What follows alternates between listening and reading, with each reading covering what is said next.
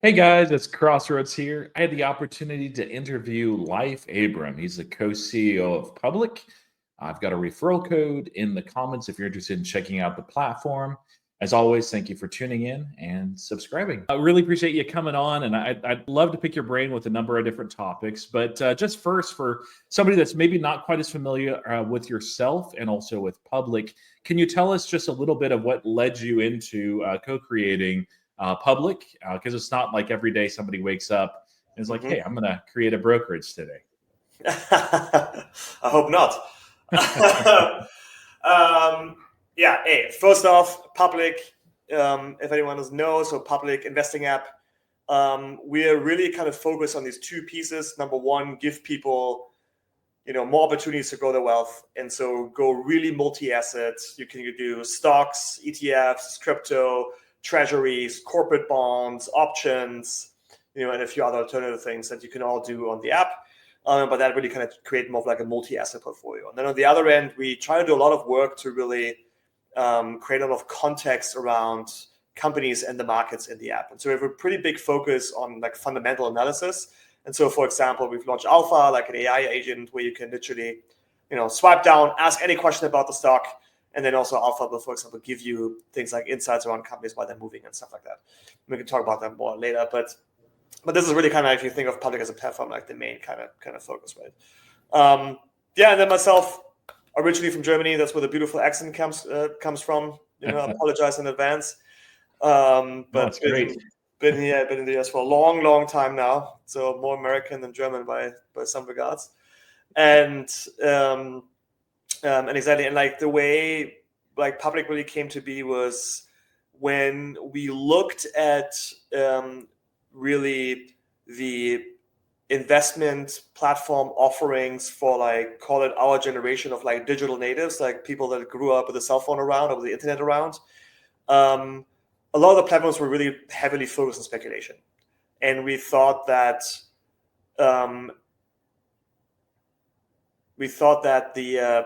that this generation hasn't really had yet their proper platform that they can use to truly build their wealth over time, and Sure. that the offerings that were out there were a little bit too much gamified finance, and and therefore ended up being maybe a little bit too gambly, to be quite frank.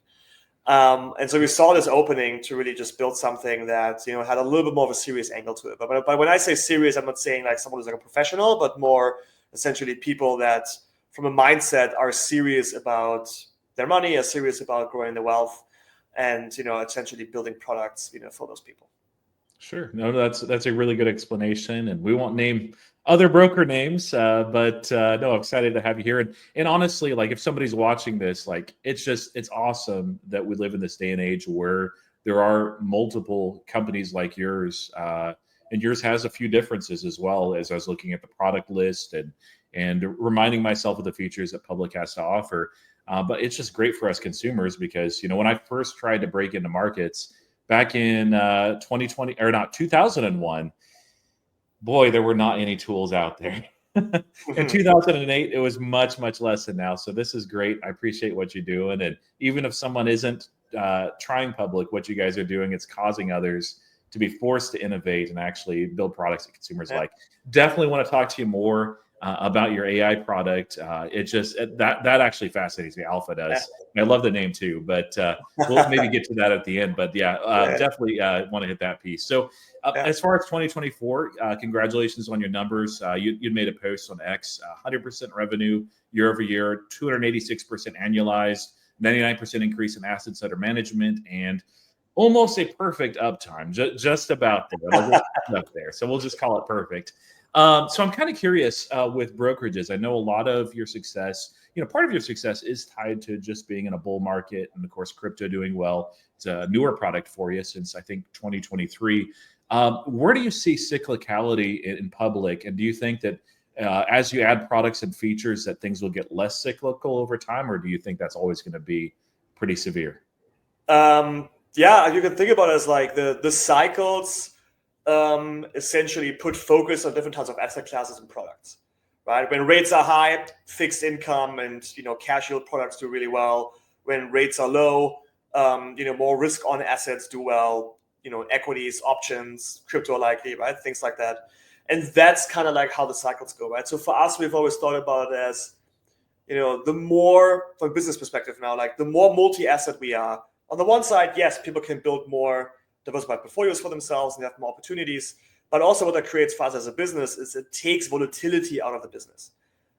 Because now, the cycles are just, hitting you less, right? If you are, a platform that's very heavy active traders, for example, and it's like very reliant on, options trading and, things like that, you might have more volatility because, you will feel very heavily these cycles because, your revenue comes from, dramatically from certain asset class and certain instruments. And so we've kind of really had an eye on it as like to make sure that the business we build has, number one, the focus on taking volatility out because it's more diversified. And then the other side, also what comes with that too, is to have a focus on it on lifetime, right? Like in our business, you essentially always have a little bit this kind of like push and pull between, ARPU, your average revenue of a customer, Right. and your lifetime. And the reality is that the products that drive high ARPU will also be the products that have low lifetimes. Because, if someone signs up and you just push them into a bunch of options trades right away, that is likely not healthy for that customer. They will burn out, they will lose their money, and you will lose them as a customer as well, right? And so even though you might have made more money quickly on this customer, you also had them for less. And as a business, that means you have to acquire more people in the future again because you have to kind of recycle your user base all the time and whatnot. So we had always a big focus on lifetime. And so therefore, with that focus, it's a little bit like the more healthy investing choices our customers make, the more healthy our customer profile will be because these people will stick around longer. They have portfolios that might, weather the storm better. They, see less volatility potentially in their portfolios and so on. And so that health then also translates into the health of the business for the long term. And so if we have to pick between ARPU and lifetime, we will, pick lifetime. Yeah. No, I love that approach. I think that's better for investors too. And the options thing that you mentioned, I got burned when I played with options and I didn't fully know what I was doing. Didn't lose a lot of money, but it can even be worse. You can make a ton of money and not know what you're doing, and then you take on a lot more risk than you're warranted. So I'm kind of curious about risk, and if as far as the newer cohort. So I know back in 2020, 2021, 2022, that perhaps there was a lot more risk on type investing. And I'm curious with newer cohorts over the last couple of years, are you seeing retail maybe take just fewer risks and kind of appreciate that in their style of investing, or is there not too much of different between the cohorts that you're having coming in now versus investors during the last bull market? Yeah, it's a good question. It's a good question because I think it depends also on asset class, right? So I think it's cycles and asset classes. And so cycles, you definitely see things kind of wobble. And we literally saw, day after the election, how people went way more risk on, right? So suddenly some rate cuts and the change in administration, and suddenly people go way more into risk assets. And before that, the high yield cash account was king. And suddenly, everyone diversifies into stocks and crypto and even options and things that are more risky. That's more of like, I call it like the cycle side. The other side, I think, falls into asset classes. And so with crypto, for example, we've seen how the type of investor who invests in crypto has matured over time. Where like in 2021, when we launched crypto at the end of 2021, we were fairly late, comparatively speaking to that. But at that time, it was much more trading than holding. It was smaller deposit sizes and smaller clips of trade sizes and so on. So it was much more of like a little bit more people trying to find lottery tickets and, and try to trade something risky more often and things like that. And that has really matured now. Like the people that we now see come in and, buy crypto, and I'm also generalizing here, but we see much larger ticket sizes, much larger deposits. We see how the more established cryptocurrencies like Bitcoin and Ethereum and things like that are the ones who are much more like a buy and hold behavior than just pure trading. And we've seen much more of that, right? And the ETFs also, like if you include that, then it's a whole different game because we see flows into the ETFs that are like 5-10 times the size of the regular coins and stuff. If you look at, for example, Bitcoin and things like that. And so we've seen the behavior mature, but we've also seen the type of user who's investing in these things mature. And so I think that's a little bit the combination. If you take crypto still as like a risky asset, which I would argue it likely still is, not being a financial advisor here anywhere else. And no financial advice, obviously, from me here. But but if you view it as more of a risky asset, then you definitely see that now, more broadly speaking, more people are doing it. But the behavior also has changed. And so you have the two kind of things there of the cycles as well as asset classes and how they mature and so on, that kind of adds to this behavior, of how much risk people take on. Yeah, no, that's interesting to hear. Just we're seeing maturity both in the crypto side as far as the way that Bitcoin is regarded by institutions and also by retail. And I'm glad to hear that there are other retail people that have matured a little bit and just say, hey, just going to put some money in here rather than trade back and forth. That's healthier long term. So I'm also curious. I'm going to share this graphic.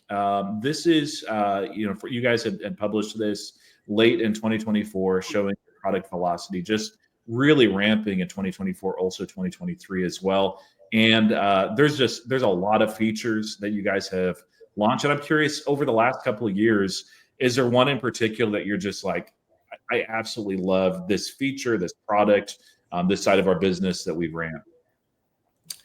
One feature I really love, and this is alpha related, is you can look at a stock and you can see why the stock has moved on the chart. Yes. And so we have these like generated, little mini news headline-y kind of snippets where you can go somewhere and you can see like at these points, like this stock went up 5% this day and here's why. Yeah. And we also show these things, in real time during the day as well. And then they kind of, depending on how meaningful the news is, so to say, or like what's happening that day, it gets added to that archive or not, right?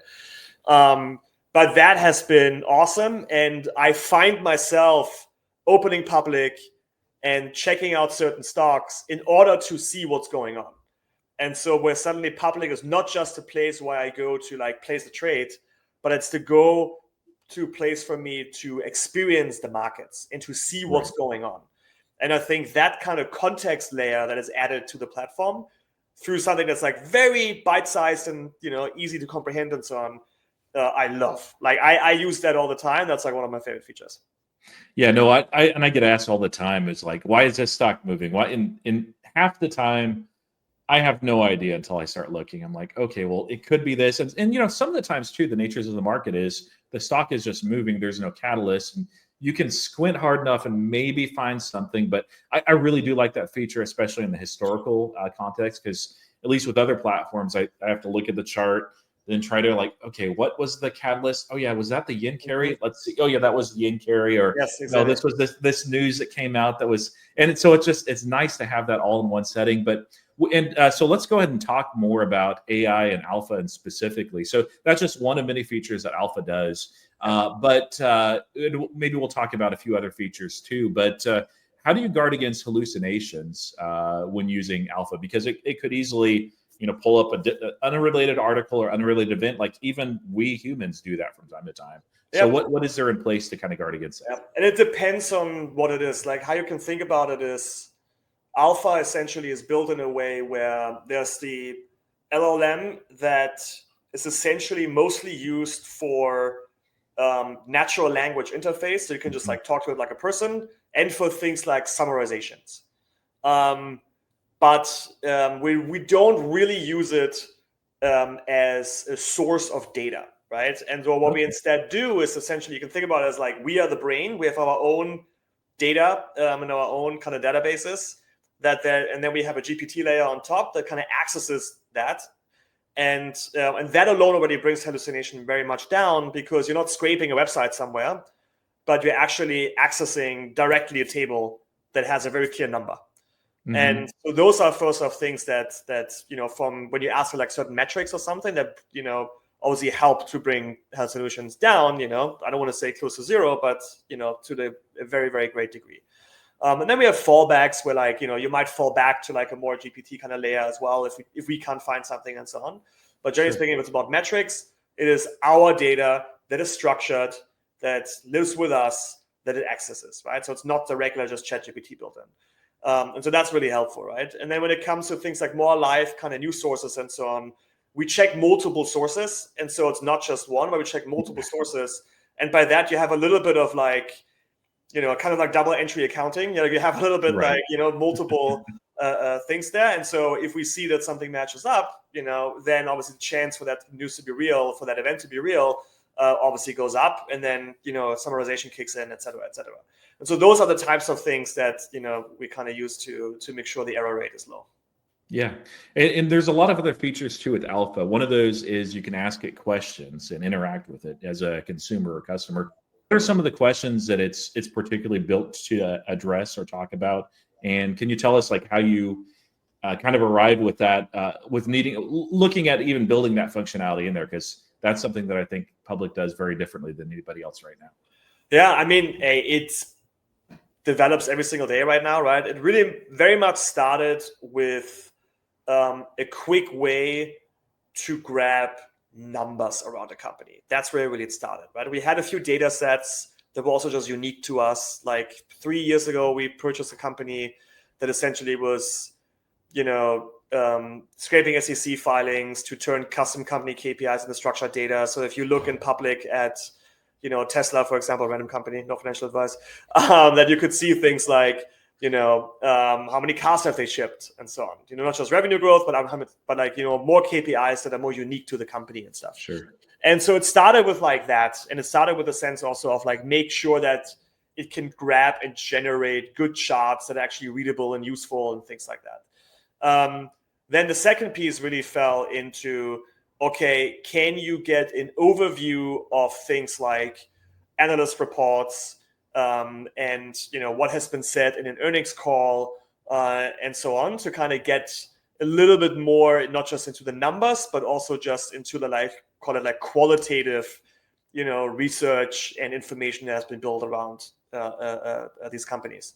And that's kind of like that second layer, right? And then in that, as like a third, you get into things like news stories, and just other things that happen outside. And so I would be like, these are the three main layers that we've kind of built, to kind of give you like a first general sense and create this like a little bit of this magic moment of where you can ask any question about it, and it's in most cases will give you a pretty decent response.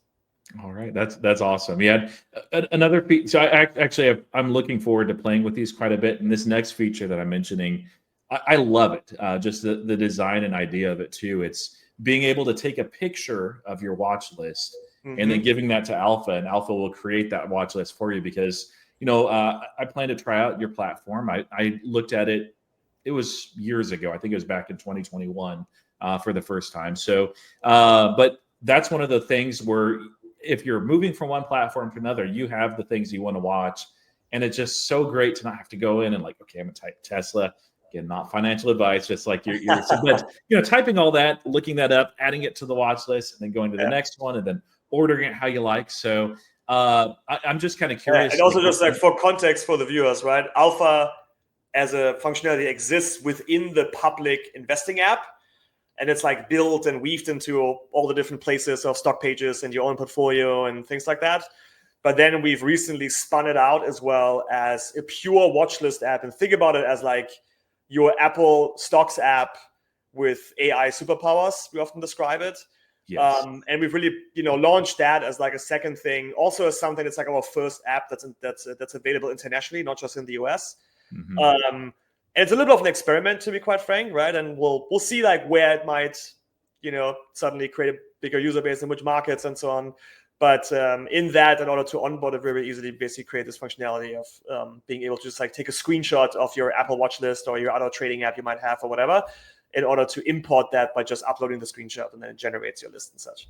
Yeah, and is the main idea behind that just removing one of those pain points if you're trying out a new brokerage or transferring over, or okay, yeah, Yep. no, I love it, and I think that's a genius idea. Whoever came up with that, just big thumbs up. So on the other side of AI, so we've talked about consumer-facing AI as it relates to alpha, but Klarna CEO came out with this a quote, a couple of quotes actually over the last couple of months. He initially said back in December, AI can do all the jobs already. And then he reiterated a couple of weeks ago, he said, AI can do my job as a CEO. So I'm kind of curious, is public implementing AI in the workforce with different tools or AI agents? And what does that look like for you guys? And also, can AI replace you? I hope not, please. Yeah. But hey, I mean, we have some obvious ones, right? We use some AI in risk management. We use some AI in accounting. We use some AI in the creative team, of course. It's just creative production for ads and stuff like that, and just design work. And then really where obviously so far the biggest impact is customer service. And so what we've also seen is that there's actually a lot of people who rather have a quick answer from an AI agent than having to wait for a real rep to come in and such. And we've really seen how AI has helped us to really bring a lot of load off the CX team for especially just little things where it's not necessarily like something is wrong with the app and someone needs some proper help, but much more where it's this use case of someone just has a question on how something works or where to find something and so on, where AI can really do a way faster and better job than even humans can sometimes. Sure. No, that's great. So on the other side of AI too, for retail users, and beyond Alpha and the products that you guys have there, what trends are you seeing? Are you seeing any trends or any changes in the way that retail investors approach investing with the use of AI? And do you think is that giving the incumbents, the institutional investors, even more of an advantage, or is retail able to catch up using some of these AI tools? First, I'm always a little bit I don't know how much it matters if there's some sort of battle going on between institutional and retail and whatnot. And I feel like those two are in very different businesses. Yeah. If you build wealth for yourself, you might not be active in the market every day, and that is good and maybe sometimes even actually good for you and so on, and it's fine, And so I think the use cases of tools, if it's AI or something else, will always likely be quite different between some institutional hedge fund and a retail investor. That's just number one. And then I think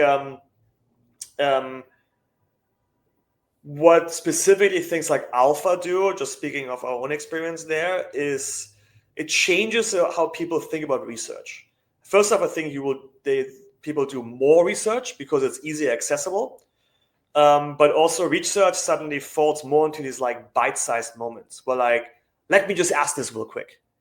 Or, it gets pushed to me and therefore suddenly I have context now that I wouldn't have even tried to find otherwise, but I have it now because it was pushed to me, And I think it's more about this bite-sized kind of, context that you can either get pulled or pushed, that kind of help people do more research and kind of make a little better decisions, hopefully. And that's really what we're seeing a bunch. And the other thing that's, in that same blog post around our fundraise where you pulled that product velocity slide from, we also wrote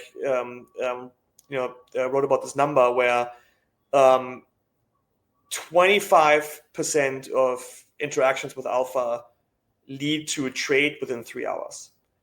Wow. And so, which is a mind-boggling stat. But we also kind of see that, where research is obviously important to build confidence into your actions. And if there's research you do for an action you might take 3 months from now, or if it's research you do for an action you might take 3 hours from now or immediately after, right? But that I find quite quite interesting, right? Of like how it actually can help you build some confidence in your next investing actions.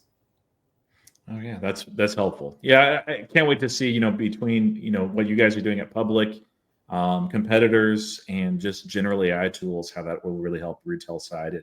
It feels like that the playing field is closer to being level, at least now in this day and age, than, like 20 years ago. Just you were at a severe disadvantage.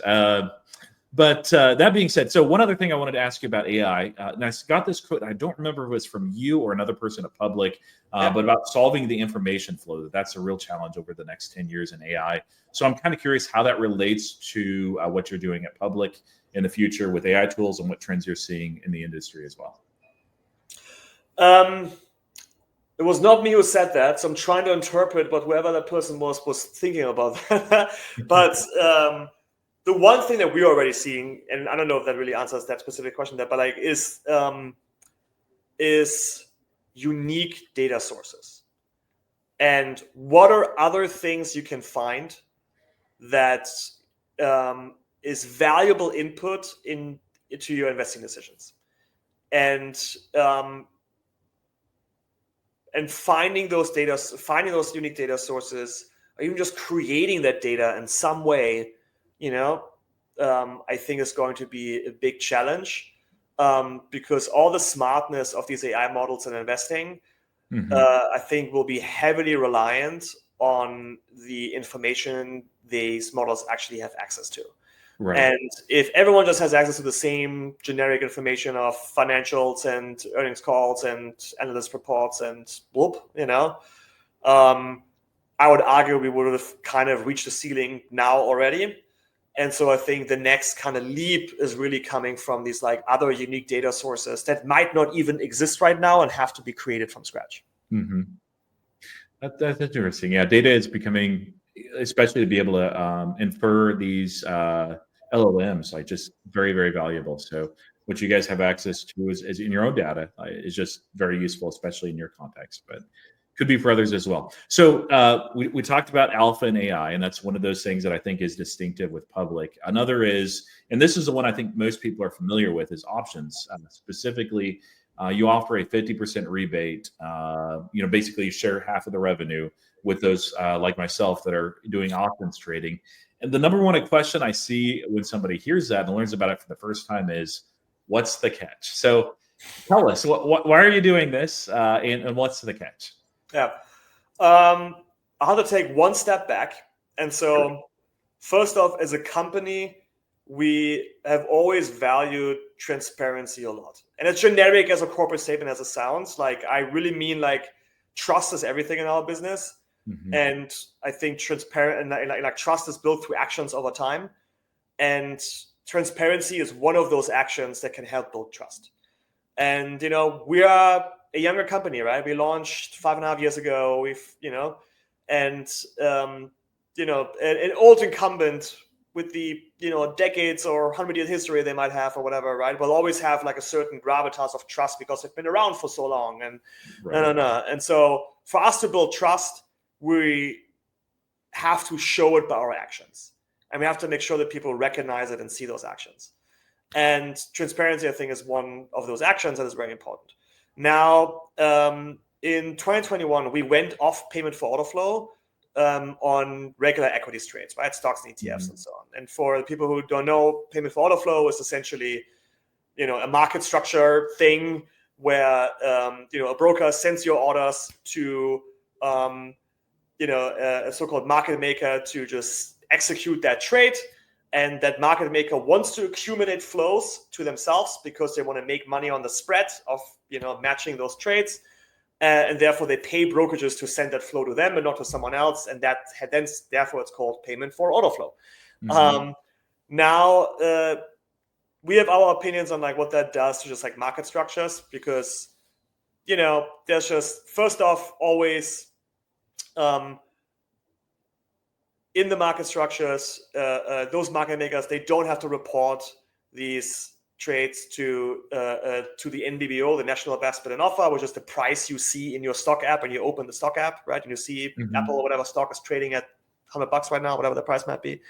like that number, right? And that number becomes less healthy and less real the less data is being submitted to that NBBO price. Sure. All the executions on these market makers are not being submitted to the NBBO, but only executions on actual exchanges and only trades that are more than 100 shares in lot size. And so it's actually, there's a lot of volume that is being executed outside of those, outside that criteria. And so generally for the health of the markets, we felt it's also just better to, not participate in that. And the other thing is that we were actually able to find also better prices on executions by going directly to exchanges and more making a bidding system where let's see where in the market at that moment in time we find the best price and execute there, versus having a one-to-one agreement with one or two or three market makers and only execute there because they pay us. Sure. And there's a lot of other stuff to talk about. There's a whole podcast, right? But we're going to stop here right now. It's a lot of technicalities. Now, in the options world, you can't just go off payment for order flow. The market structures are a little bit different. And so when we went into options and we had this great principled stance on payment for order flow, we were a little bit scratching our head now, and we're like, okay, well, we can't go off payment for order flow in options. It's just not how it works. Yeah. And so what do we do? And then from a transparency perspective, we were like, well, what we can do is to make sure that our customers know how are we getting paid, what is the money that we're making on the trades that they're doing. And one way to do that, to create that transparency, is to cut them in. Yeah. And that's really where that idea kind of came from. To what does a more transparent model look like in options trading, of the same way we've done it in equities trading in the past.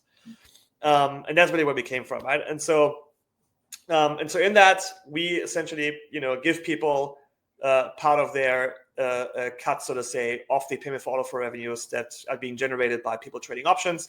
There's a scale now, right? So the top end is about 50%, or is 50% of what we are making.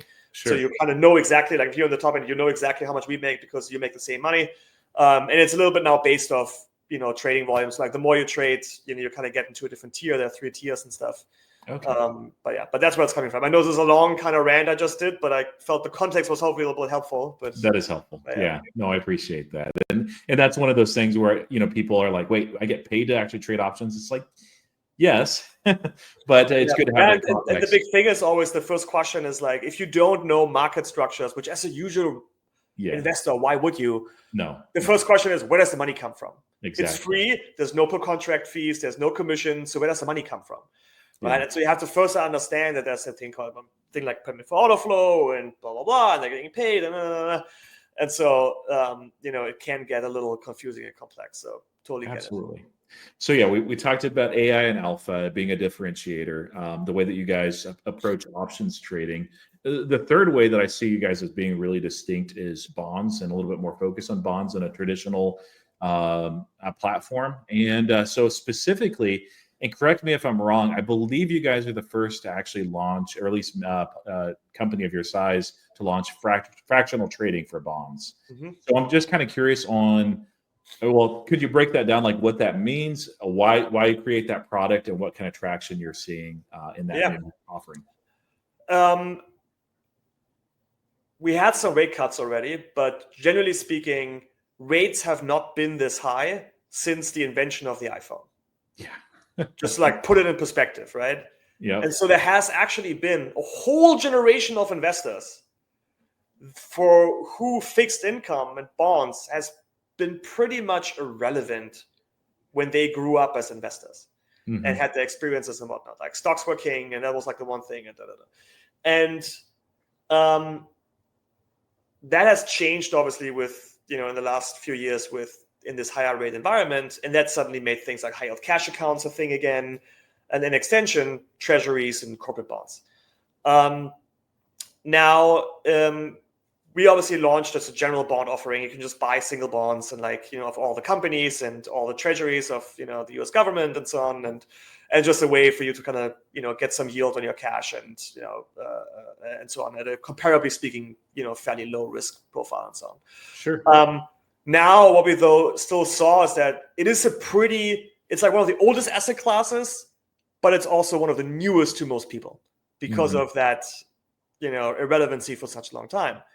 And if you look at an asset page for a bond, you suddenly look at a chart that has two lines and and there's a yield and there's a coupon, and it's like, what's the difference? And it's like, it can get confusing pretty quickly, and it kind of feels very complex. Also, there's a lot out there, right? You have one Apple stock, but then you maybe have 15, 20 bonds on Apple, and so like, what do you pick? And so it is a lot. And we realized that, so in order to make, like we had to simplify this a lot. And what we really want to get to is to make investing in bonds as easy as like some high yield cash account, but it really feels like you're depositing money and you're earning yield. And that's it.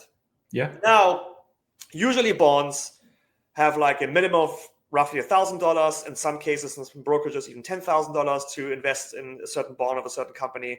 And so the entry is very high. And so now for you to, so which is like another barrier in that regard, right? And then to make it easy, you suddenly would need to like go to some wizard to figure out which bond might be right for you, or some weird search that was built in 1993. And it's just not a good experience. That's why these things have been in relevance for so long. And so we essentially created something which we call the bond account, which is essentially 10 underlying corporate bonds. And, depending on the day, depending on when you lock it in, it's roughly 7% yield at the time right now, like blended yield of those bonds. And you essentially just can deposit money and then earn the yield on that. And in order to make that work, we had to essentially like invent the fractionalization of bonds in order to get to a moment where you could put $1,000 into the bond account and suddenly own 10 different bonds diversified in that underlying account. Yeah. And to get to that, layer of simplicity, you had to basically on the pure technology layer, essentially create fractional bonds as a thing which didn't exist before.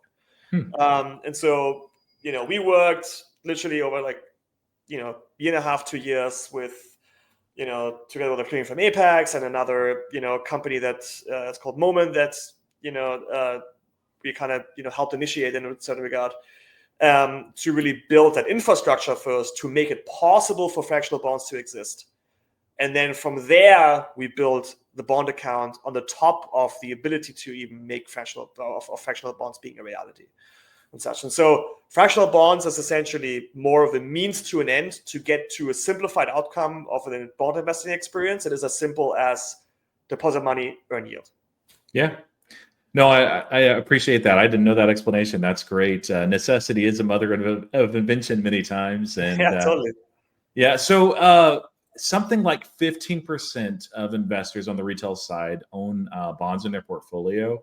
And do you think, so you've built some accessibility and made it a lot more simplified with the fractional opportunity, also with the corporate bonds that you're offering, the bond portfolio. What do you call it again? Bond account. Okay, yeah, thank you.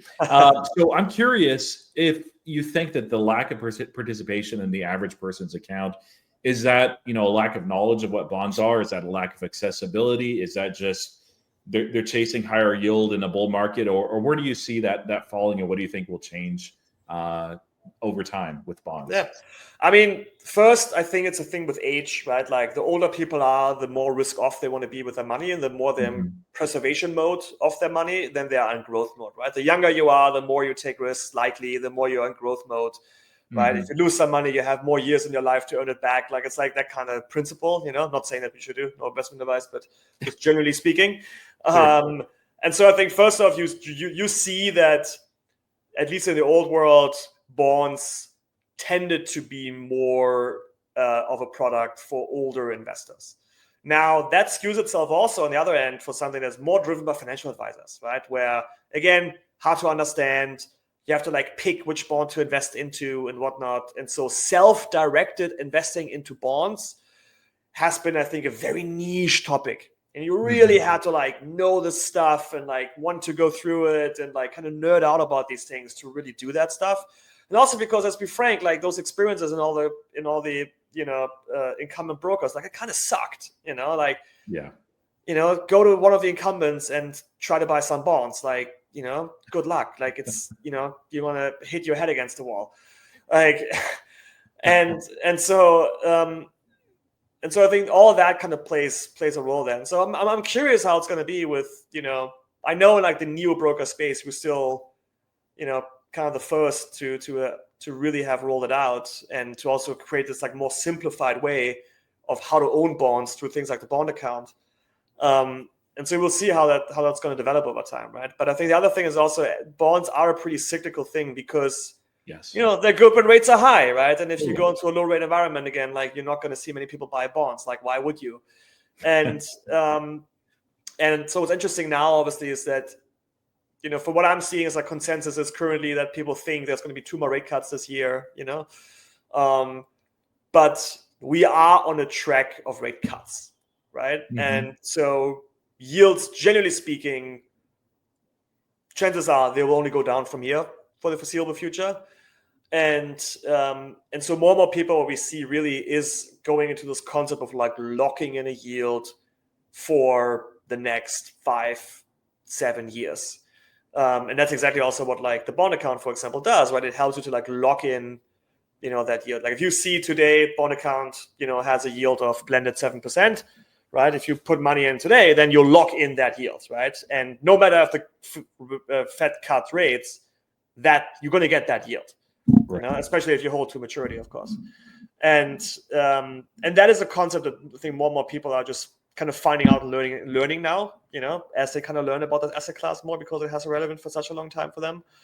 And I think that will bring more younger people into bonds as well, especially as they see the rate of their high yield cash accounts to like continue to drop as rate cuts continue.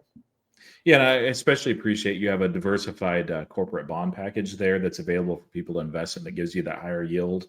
I think that as rates do fall in the 10-year or the 2-year, you'll see a little bit more of that traction. It'll be interesting to keep and pay attention to. Now, one other change in the macro that was really felt, I think, on election day, but certainly in January too, Gary Gensler being out as the chair of the SEC. So obviously, the new administration has a very clear differentiated stance on crypto. It seems like that, once the confirmations are held, the SEC will as well. What impact do you think that shift is going to have on crypto as a whole, and specifically for you guys? Or is there anything that you're changing or adjusting in light of this? I mean, the honest truth is we don't know yet, right? Like right now, a lot of hope is kind of, priced into the markets. And you've seen with the latest crypto, runs and, how it just continues right now as well, is that there's a lot of hope there, right? Obviously, they've signaled a lot that they will be a very crypto-friendly administration. And I think the biggest opportunity here right now is to actually create some guidelines. And what the, old SEC, administration, so to say, really had was this, regulation through enforcement. And just a sense of that there were no real clear guidelines on crypto. And that was an issue, right? And maybe that was just a tactic to try to squeeze crypto out of the system to some regard. But there just wasn't anything there. And to a certain regard, like they were quite successful with that, let's be honest, right? There's a lot of brokerages who dropped crypto. You saw how compressed the crypto markets were in general and so on. And that will very likely change now, just based on the tone that we're all seeing, right? But also, we haven't seen anything yet, right? There have not been an executive order from Trump on crypto yet. Maybe while we're on this call, I don't know. Maybe we're going to open up Twitter in a second. And we're like, oh, something came out. But but like people are kind of now awaiting of like, okay, all the signals are there, all the right words have been spoken. Now, what's the action that's truly to come? And that will obviously be very helpful. Like I think it's good, and I think that stuff is very important because crypto is the one asset class that has been born retail. Yeah, it's not like in crypto, the first people that got rich on crypto were regular folks. It was not some hedge fund managers. Absolutely. And let's be honest, there's something magical about that, right? There's something very awesome about that. But also what comes with that is that a lot of Americans own crypto. And so I would say it's completely in the interest of every American in that regard to have clear guidelines around crypto.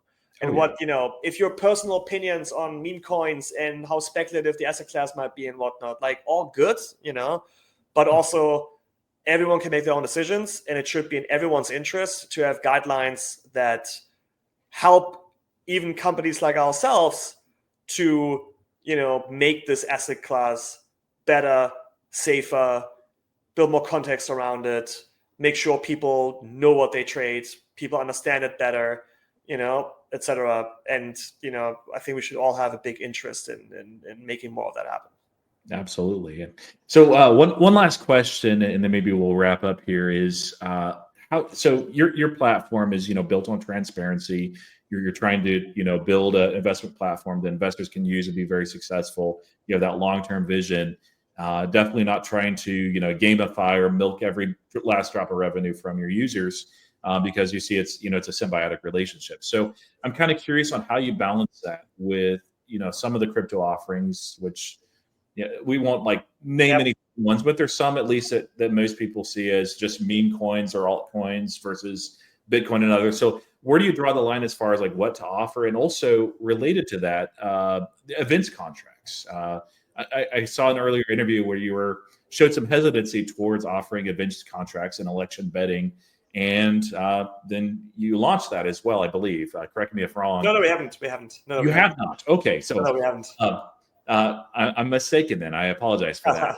I'm curious where you draw the line as far as like what to offer and what not, while trying to, remain very transparent as a platform and build something that helps people be successful in the long term. Yep. We see it this way. We're a self-directed platform. It's not on us to tell people what to invest in.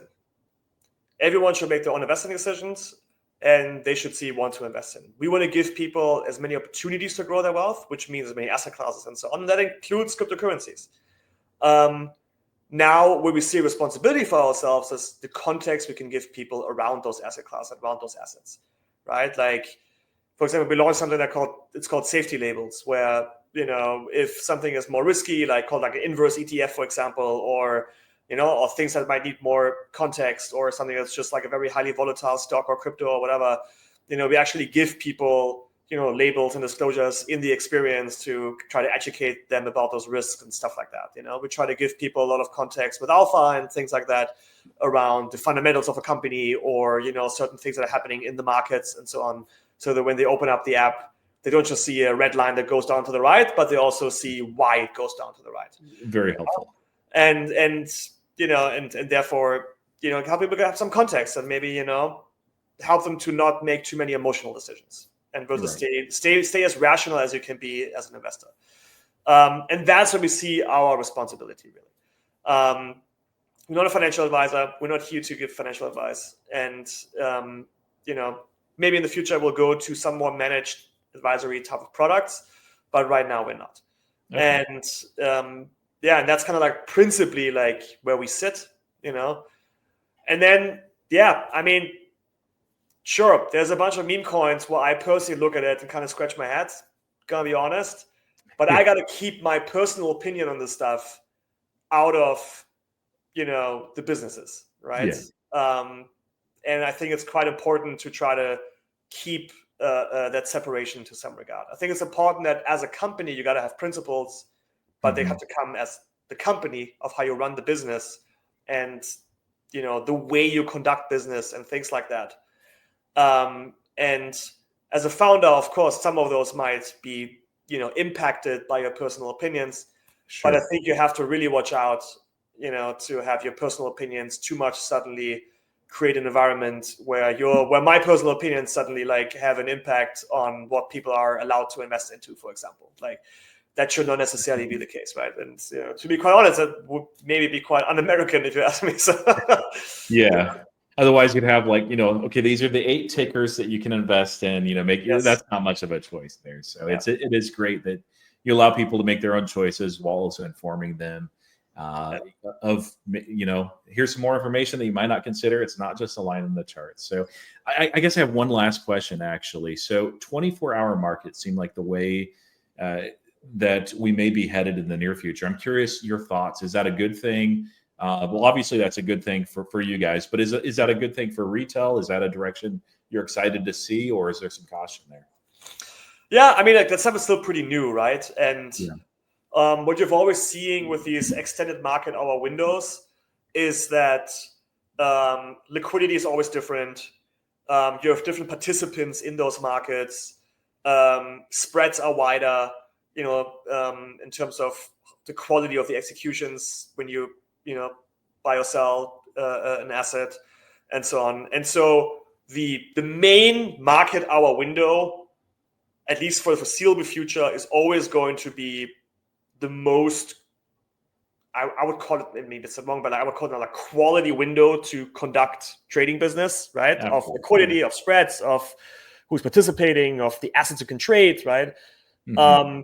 And so generally speaking, hey, I think it's good that the industry is evolving and that we, can extend these windows and again, give more people more opportunities to grow their wealth.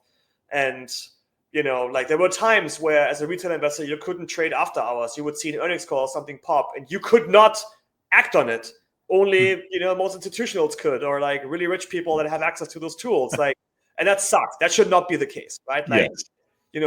we should aim for a system where it's a level playing field. Mm-hmm. And that I think is good. Yes. Now though, the caveat is that these markets are fairly new, and when you see, in like a 24-hour, like in like an overnight trading window, you see a stock suddenly go up, that might just be because you have very unilateral flow in that market, and you have potentially just like a very one-sided behavior because there's just not enough diversity and enough, liquidity of participants in that market, and therefore it might create some distortion, that you don't see in healthier markets that are more liquid.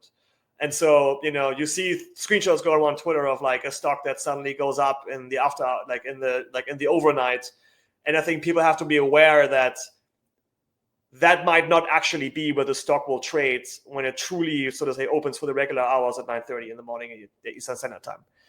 And, and that is, I think, education that has not necessarily happened yet for most of retail, where I don't think everyone truly understands yet that, the main market window, pre-market, after hours, and overnight, right, these are like essentially 4 different trading windows with different people that are participating, different stocks that you can trade, wider spreads, and it's just like 4 different games to play. Yeah. And I think it's, just something where retail has to be mindful and a little bit cautious that,